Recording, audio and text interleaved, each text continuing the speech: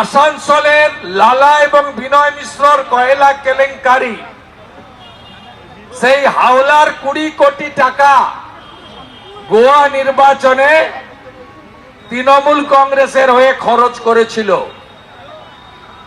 ED তল্লাশিতে hotel থেকে কয়েক কোটি টাকা উদ্ধার হয়। বলছে কয়লার টাকা কে খায়?